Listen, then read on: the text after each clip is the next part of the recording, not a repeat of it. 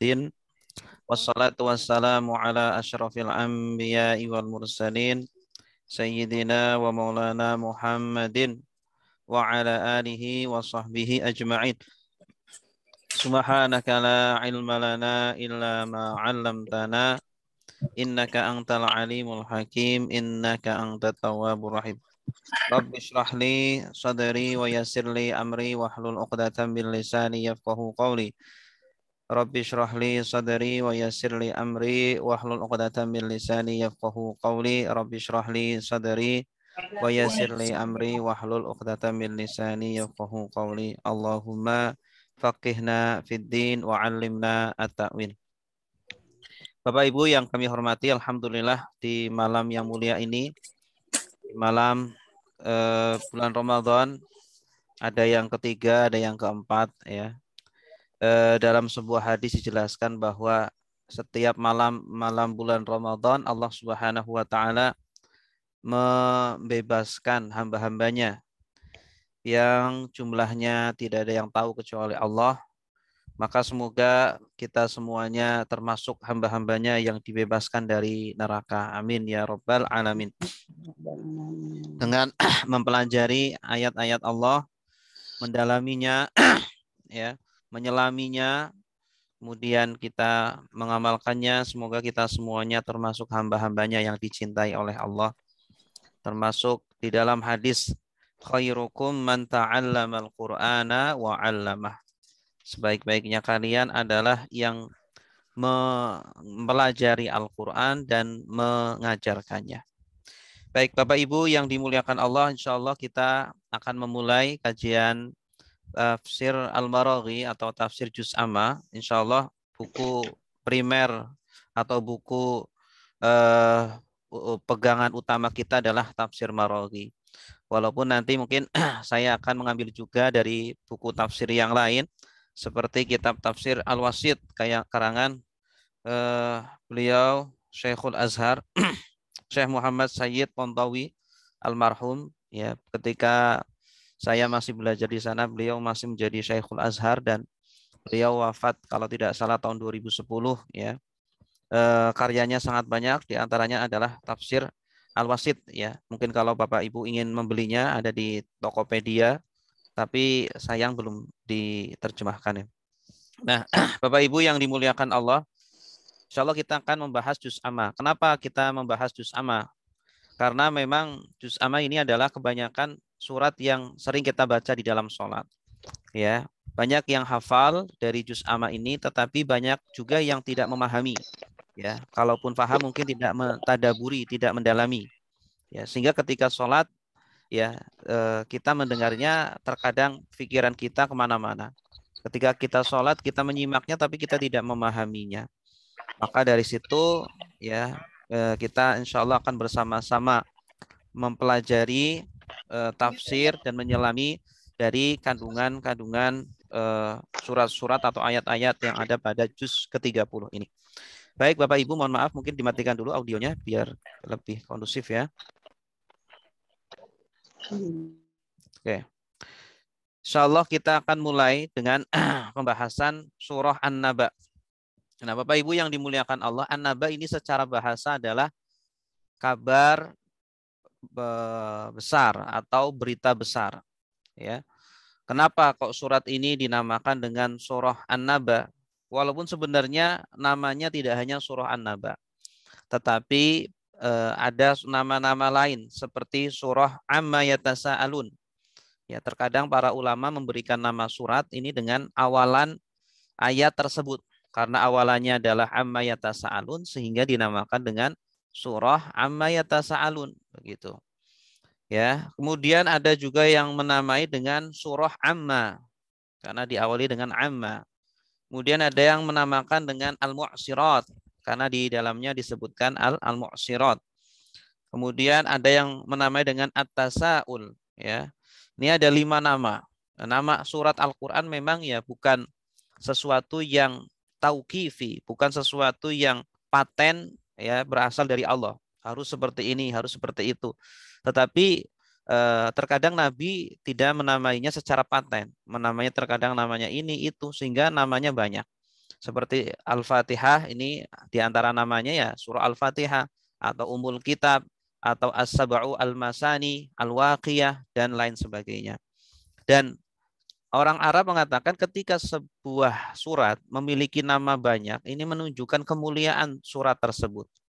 Ya, ketika seseorang memiliki julukannya banyak, ini juga menunjukkan kemuliaan orang tersebut. Ya, maka Rasulullah pun namanya banyak, sampai ratusan namanya.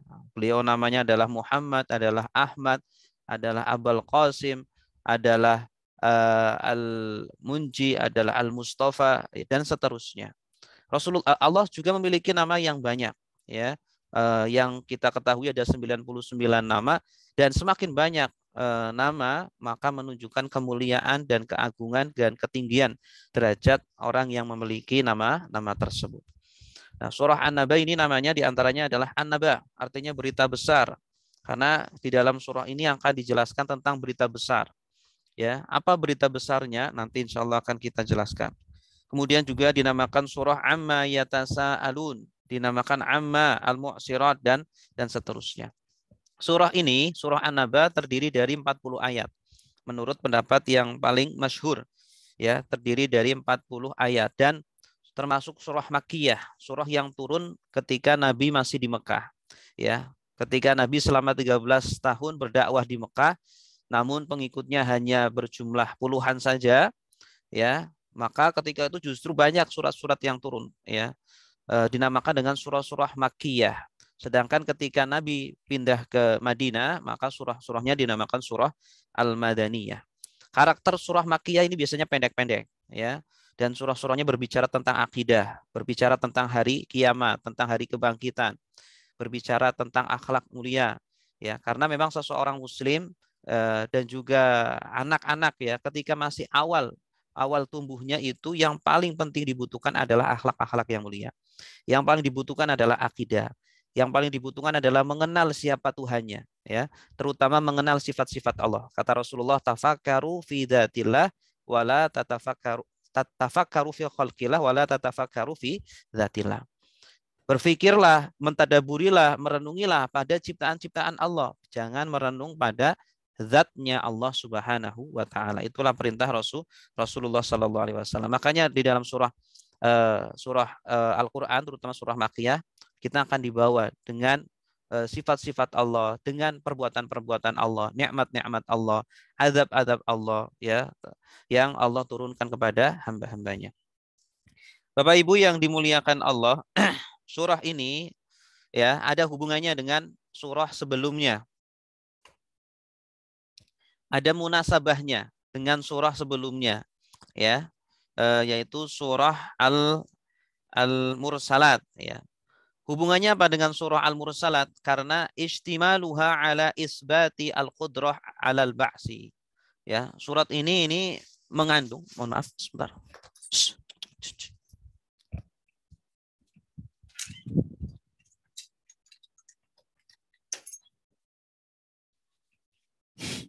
Baik, kita lanjutkan. Surah ini ada hubungannya dengan surah Al-Mursalat, surah sebelumnya, karena mengandung isbati al-qudrah alal ba'si alladzi dzukira fi surah as-salifah. Pada surah sebelumnya Allah Subhanahu wa taala menjelaskan tentang kekuasaannya, ya, tentang sifat qudrahnya, qadirnya Allah untuk membangkitkan seluruh makhluknya. Ya, nanti di padang mahsyar akan dihidupkan lagi, kemudian akan dimintakan pertanggungjawabannya. Ya, di mana orang-orang kafir tidak percaya tentang hari kebangkitan tersebut, tentang hari kiamat tersebut. Maka pada surah An-Naba ini kemudian lebih ditekankan lagi, bahkan lebih ditetilkan lagi, ya, yang sudah disebutkan pada surah sebelumnya yaitu surah Al-Mursalat. Ya. Kemudian anna fi hadhihi wa ma qablaha ta'niban wa taqri'an mukadzibin.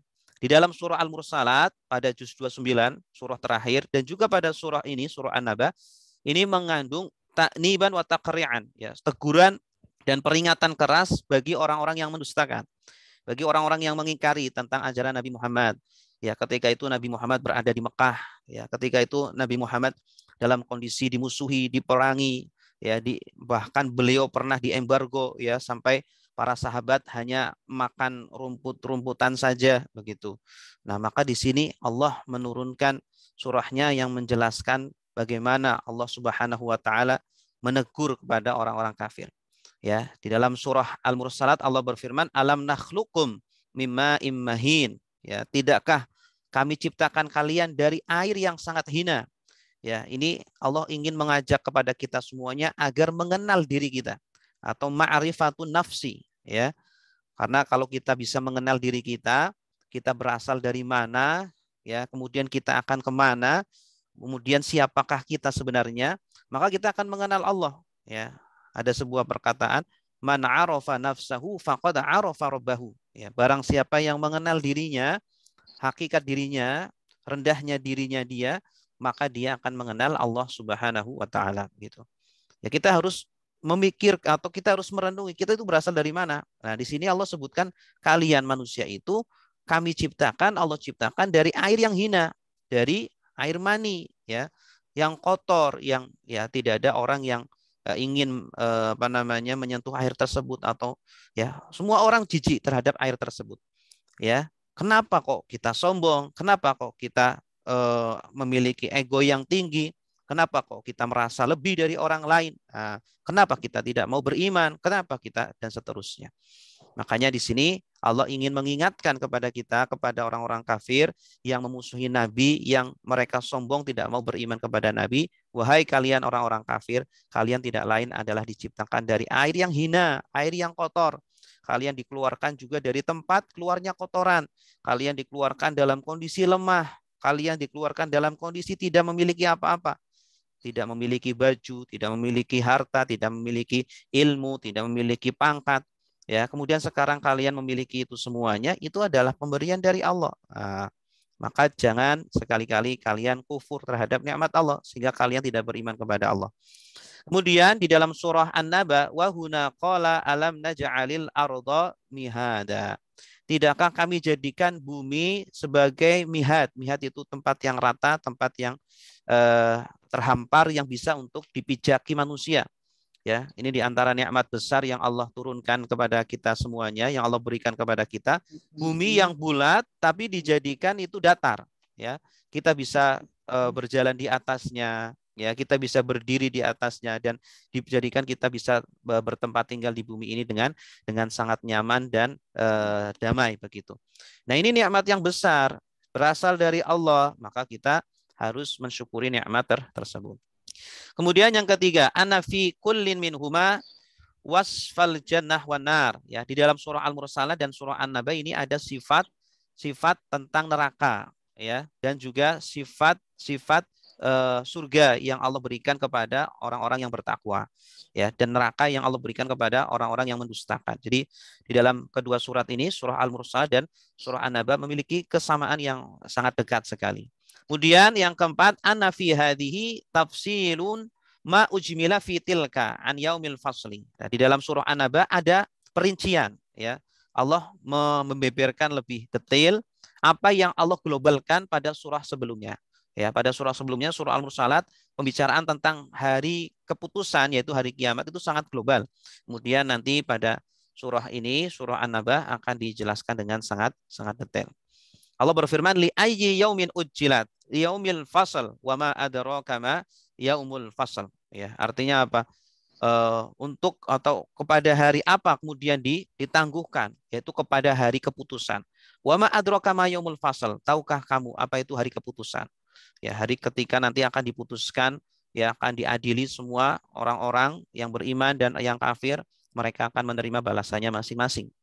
Ya, kemudian di surah An-Naba akan dijelaskan inna yaumal fasli kana miqata. Ya, sesungguhnya hari keputusan itu sudah ada waktunya gitu. Baik, Bapak Ibu yang dimuliakan Allah.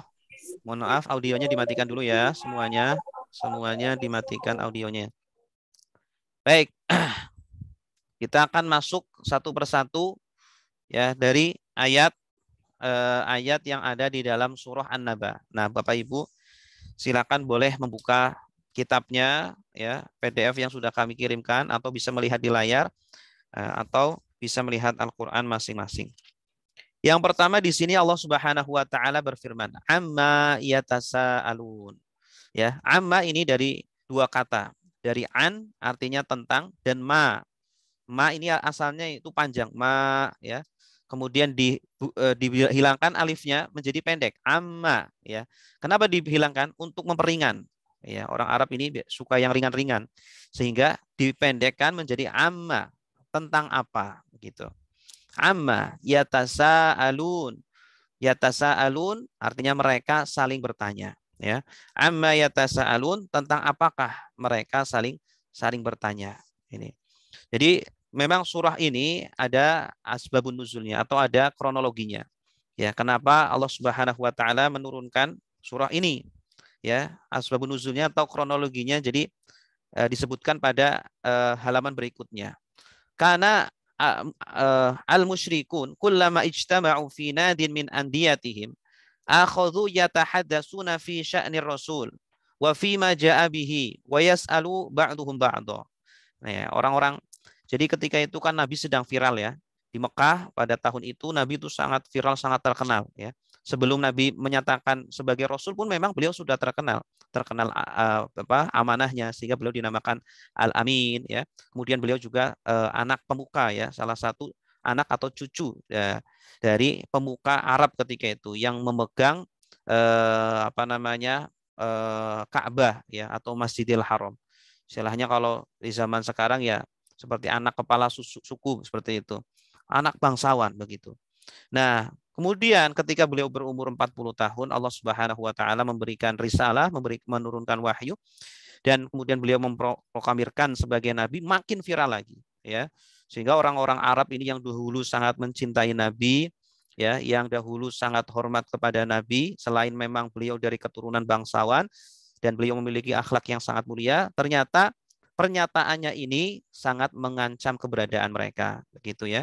Mereka takut ketika nanti mereka harus meninggalkan agamanya yang lama, kemudian akan berpengaruh terhadap ekonominya, akan berpengaruh terhadap kerajaannya atau penguasaannya, politiknya dan seterusnya.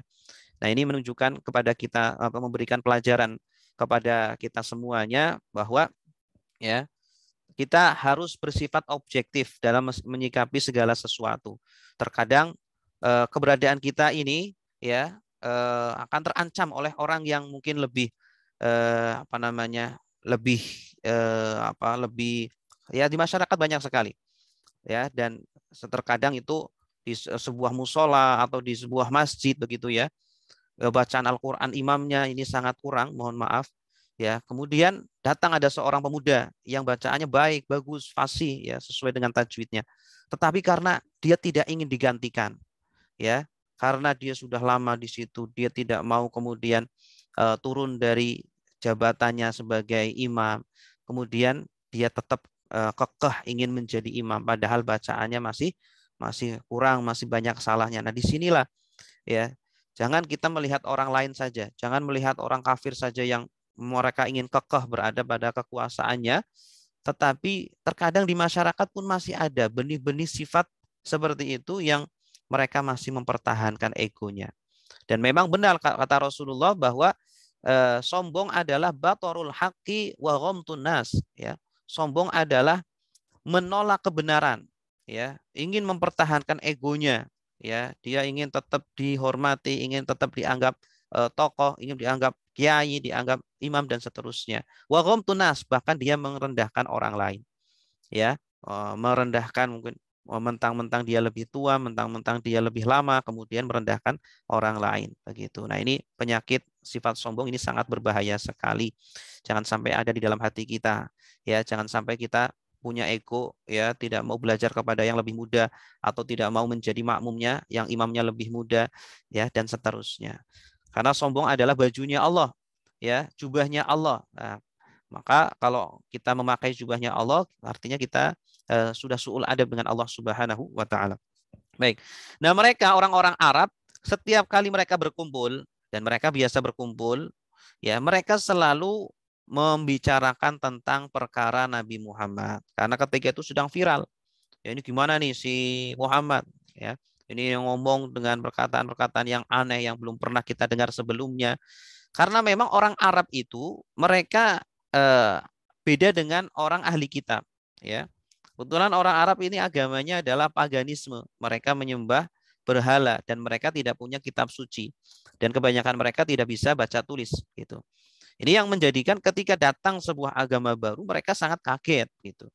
Ya tidak, bahkan ada yang apa namanya mengatakan ini bid'ah ini. Si Muhammad ini bid'ah, mengatakan sesuatu yang aneh-aneh begitu. Kemudian dijawab ma kuntu bid'am minar rusuli. Ya, kata Allah, saya bukanlah, ya ini menurut melalui penuturan Nabi, saya bukanlah sesuatu apa mendatangkan sesuatu yang baru, ya, tetapi sebelum-sebelumnya sudah pernah ada rasul-rasul yang diutus oleh Allah begitu. Tetapi karena memang Arab ketika itu ya termasuk peradaban yang terpencil dan kurang tersentuh dengan risalah-risalah seperti itu, ya, walaupun pernah ada Nabi Ibrahim, Nabi Ismail, tapi sudah sangat terlalu jauh, ya, walaupun mereka juga bermuamalah dengan orang-orang Romawi, orang-orang yang beragama Nasrani dan Yahudi, tetapi mereka apa namanya lebih dominan dengan agama paganismenya begitu, sehingga membuat mereka heran begitu. Kalau sehingga ketika dikabarkan ada, ya, walaupun ada sebagian dari orang Arab yang mereka beragama Nasrani seperti Waraqah bin Naufal, mereka justru beliau malah lebih cepat, ya, bahkan beliau kalau seandainya masih hidup ketika Nabi Muhammad ini dimusuhi oleh kaumnya, beliau akan membela mati-matian, tapi ternyata beliau keburu meninggal begitu. Wa yas'aluna ghairahum fayaqulun asahirun huwa am syair am kahinun am i'tarahu ba'du alihatina bisu. Nah ini. Bahkan ada yang mengatakan, ya, karena Nabi Muhammad ini perkataan-perkataannya ini ya sangat mempengaruhi, ya, terhadap sebagian orang-orang yang ada di sana, sehingga ada yang mengatakan ya, ini si Muhammad ini kayaknya penyihir deh. Kalau nggak penyihir kayaknya dia syair deh. Kenapa? Karena memang ucapan-ucapannya ini sangat mempengaruhi dan memang benar, ya. Kita itu terkadang itu tersihir dengan seorang penceramah, tersihir dengan seorang orator atau motivator begitu, ya. Ya, terkadang kita lebih melihat bagaimana cara penyampaiannya. Apalagi kalau mohon maaf, kalau basic agama kita kurang, ya. Kita kalau melihat penceramah yang lucu, yang menyampaikannya itu enak, yang apa, padahal isinya sangat kurang sekali, kita malah justru lebih senang yang seperti itu. Karena memang penyampaian itu menyihir, bisa menyihir, ya. Bahkan ada yang tertidur gara-gara penyampaian itu, ya. Ya, kalau tidur ya memang ini memang dasar ini, ya. Nah, jadi memang ada sebagian dari ucapan-ucapan itu yang bisa menyihir, ya, yang bisa menghipnotis. Bahkan ya sekarang itu saya di kalangan teman-teman ini ada seorang ustadz yang katanya itu beliau terhipnotis atau terkena sihir sehingga mengikuti aliran yang ya bisa dibilang sesat begitu. Padahal beliau keilmuannya sudah sangat tinggi. Ya, sanatnya juga banyak. Ya, dalam sekali penguasaan terhadap ilmu agamanya. Bahkan beliau doktor dalam bidang agama. Tetapi ternyata bisa tersihir dengan ucapan seseorang begitu. Yang seseorang ini mengaku sebagai wali, sebagai ini, kemudian terbawa dengan pemahamannya begitu. Makanya kita harus, ya, yang doktor saja bisa sampai terpengaruh seperti itu, apalagi yang kita bukan doktor, ya, basic agama kita sangat lemah, maka kita harus betul-betul belajar agama ini dan meluruskan niat kita. Ya, jadi ada yang mengatakan, oh si Muhammad itu penyihir itu, omongannya itu bisa menghipnotis orang lain, atau penyair. Ya, memang Nabi Muhammad itu kan mengeluarkan Al-Quran, mengucapkan Al-Quran, dan Al-Quran ini sangat indah bagi orang yang sudah tahu bahasa Arab, terutama orang Arab yang mereka itu sangat mendalami bahasa Arab, dan ketika itu memang orang-orang Arab berada pada puncak-puncaknya kejayaan bahasa Arab. Ya, bahkan mereka itu ketika ada berita, itu cara menyampaikannya itu dengan syair-syair itu, dengan syair-syair itu. Jadi syair itu seperti kalau di zaman dulu itu seperti media sosial.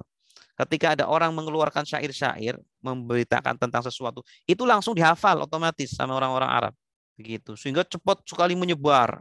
Begitu. Dan mereka itu hafalannya sangat kuat. Kenapa? Karena mereka hanya mengandalkan hafalan, tidak mengandalkan tulisan. Gitu, ya. Ketika mereka hanya mengandalkan hafalan, mereka tidak bisa menulis, justru malah hafalannya lebih kuat. Lah kita di zaman sekarang karena sudah bisa menulis, apalagi sekarang bisa merekam, bisa moto, akhirnya kita malas untuk menghafal. Akhirnya kita kurang pede dengan otak yang Allah berikan kepada kita. Padahal otak ini luar biasa, bisa meng-save ya memori yang mungkin bisa bertriliun-triliun begitu.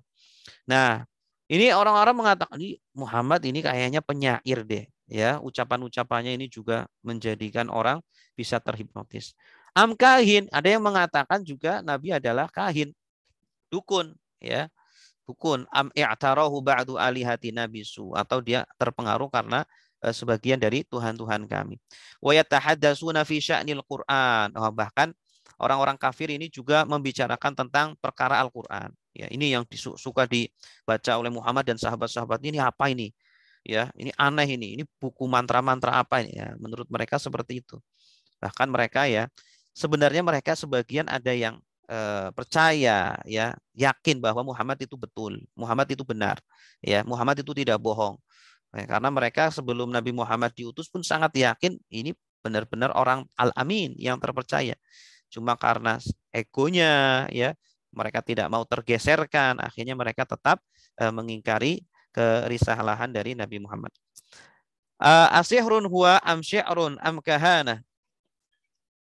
Sudah jam 10 ya. Wa yaqulu kullu wahidin masya'alahuna. Akhirnya ini orang-orang Arab ada menebak-nebak lah pokoknya. Wah, ini kayaknya sahir ini, tukang sihir. Ini tukang penyair ini dukun ini. Wah, ucapan-ucapan yang enggak jelas lah tentang Nabi Muhammad Shallallahu alaihi wasallam. Nah, akhirnya ini latar belakang turunnya surah An-Naba. Lalu turunlah ya amma yatasaalun, tentang apakah mereka saling bertanya, ya, tentang apakah mereka saling berdiskusi, ya. Dan pertanyaan ini sebagian ada yang memang meniatkan bukan mencari ilmu, tujuannya bukan ingin mencari kebenaran, ya, tetapi tujuannya ingin menjelek-jelekan Nabi, begitu, ya. Jadi mereka ketika saling bertanya, saling ngomongin Nabi bukan secara jujur, secara tulus ingin mencari kebenaran. Dan seperti itulah dalam kehidupan sehari-hari ya.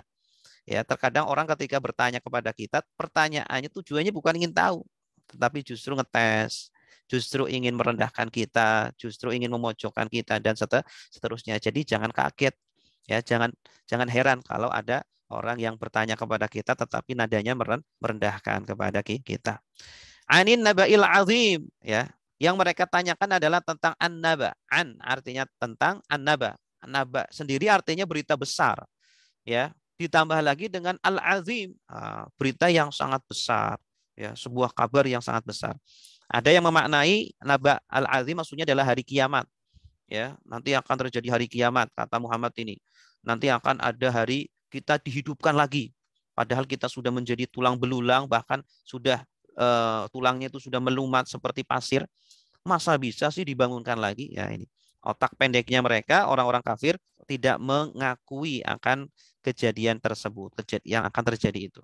Menurut mereka kalau sudah meninggal ya sudah, jadi tulang atau jadi pasir, sudah tidak ada kehidupan lagi. Ternyata si Muhammad ini membawa pemahaman yang baru, bid'ah ini. Kata apa namanya, mereka menganggap ini adalah pemahaman yang baru, ya, pemahaman yang tidak benar. Padahal pemahaman tersebut sudah pernah dibawa oleh nabi-nabi sebelumnya, oleh Nabi Ibrahim, Nabi Ismail, Nabi Musa, Nabi Isa. Cuma sayang karena mereka kurang piknik begitu ya. Ya, mereka kurang mempelajari sehingga mereka tetap kekeh dengan agama-agama nenek moyang mereka.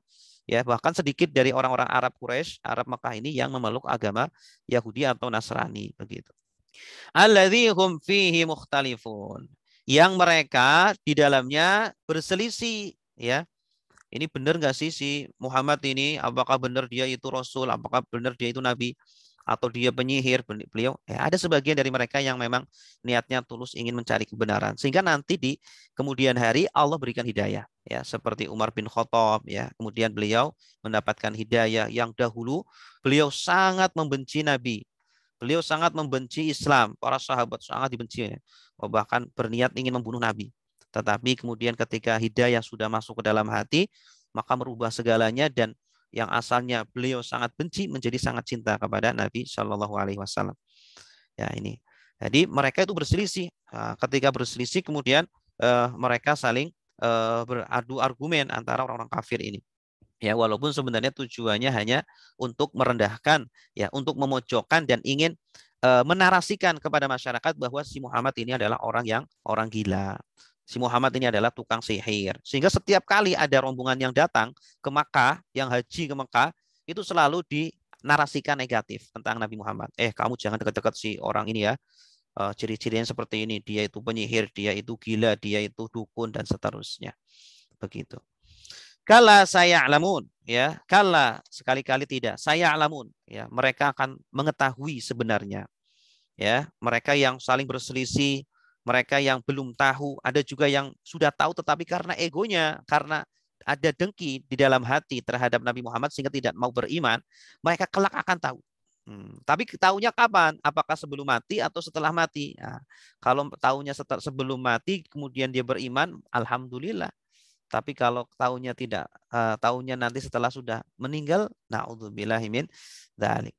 Jadi ini sebenarnya ancaman dari Allah kepada orang-orang kafir, ya, yang mereka itu menjelek-jelekan Nabi, ya, bahkan mereka menyebarkan narasi buruk, ya, membuat kesan kepada masyarakat bahwa si Muhammad ini adalah orang gila, adalah penyihir. Mereka kelak akan tahu akibat yang mereka perbuat itu. Ya, bahkan mungkin kalau mereka tahunya setelah meninggal, ya sudah, berarti mereka akan mendapatkan siksaan dari Allah. Summa kalla saya alamun. Kemudian kalla, sekali-kali tidak. Maksudnya tidak benar yang dikatakan mereka yang mengatakan bahwa Nabi Muhammad adalah penyihir, ya, dukun, penyair. Itu tidak benar. Saya alamun. Mereka semuanya akan tahu siapa sebenarnya Nabi Muhammad. Ya, entah di dunia atau nanti di akhirat. Alam naj'alil arda mihada. Alam, ya, tidakkah atau apakah tidak? Tidakkah naj'al, kami jadikan al arda, bumi, mihada, sebagai hamparan. Ya, ini di sini Allah mulai menyebutkan tentang nikmat-nikmatnya. Apa korelasinya kok tiba-tiba Allah menyebutkan tentang nikmatnya? Ya, nanti akan disebutkan nikmat-nikmatnya. Ini baru satu. Di antara nikmat besar yang mungkin kita jarang sadar adalah nikmat dijadikannya bumi itu datar. Ya, walaupun bumi sebenarnya kan bulat, tidak datar. Tetapi ketika kita berada di dalam bumi ini, ya, itu seperti datar begitu. Agar kita mudah untuk bertempat tinggal di bumi. Ya, coba kalau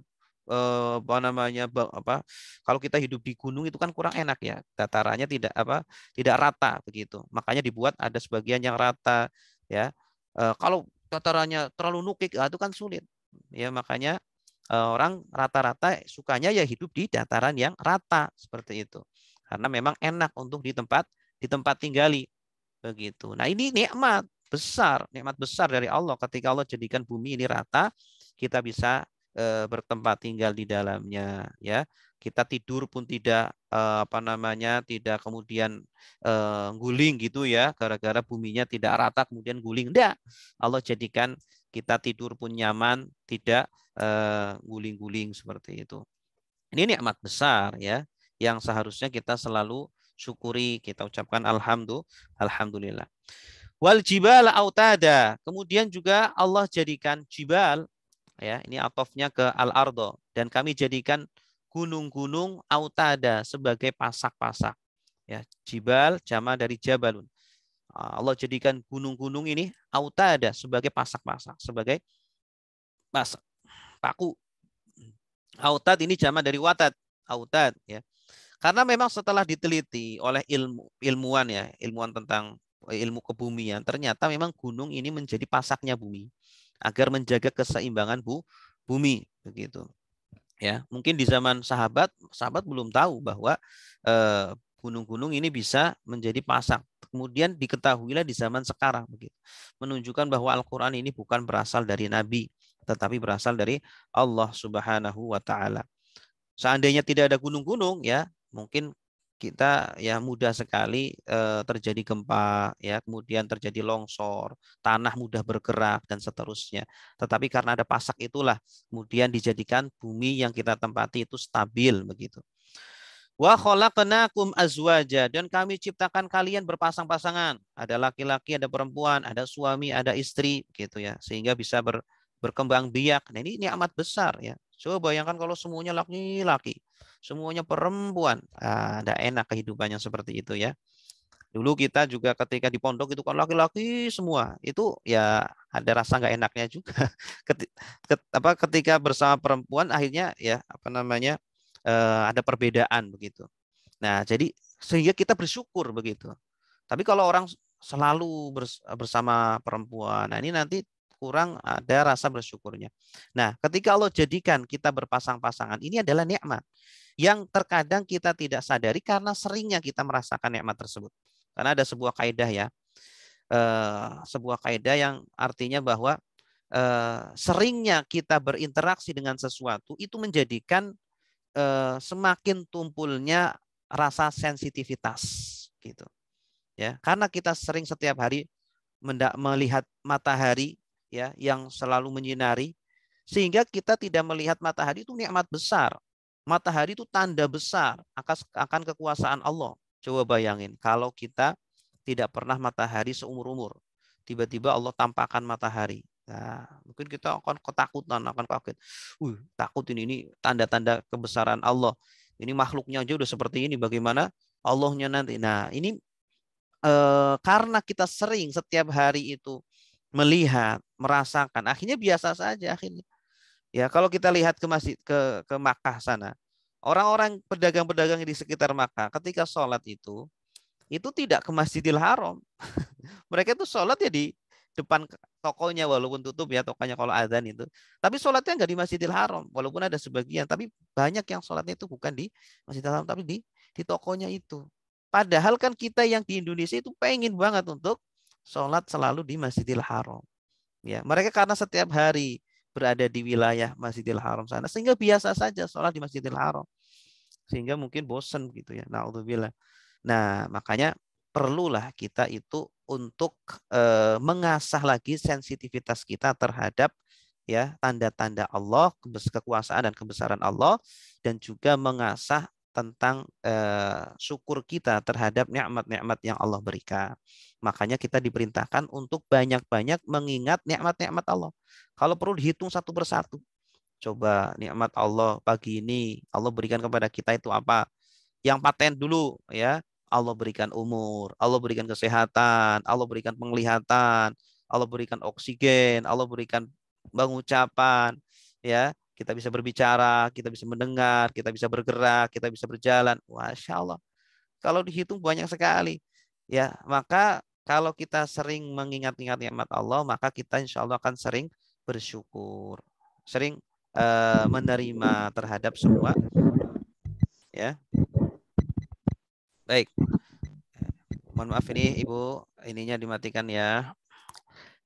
Wa khalaqnakum azwaja, dan kami ciptakan kalian berpasang-pasangan.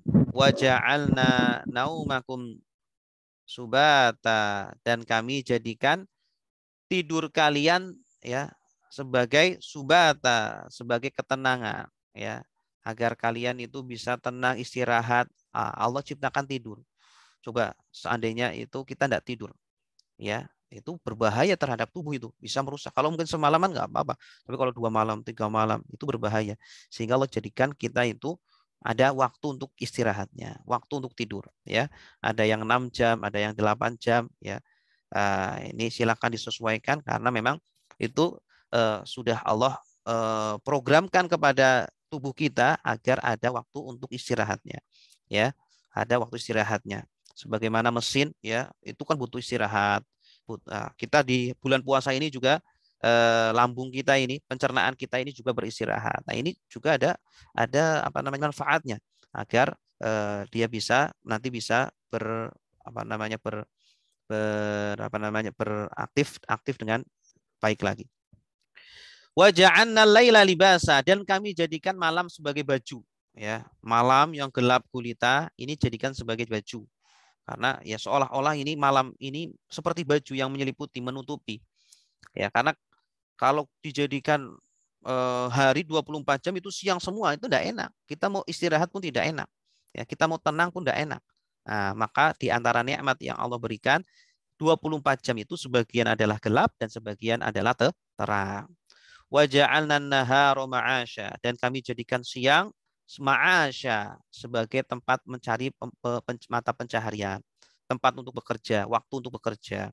Ya, ada yang berdagang, ada yang mengajar, ada yang berbisnis, ada yang ngantor, ada yang macam-macam.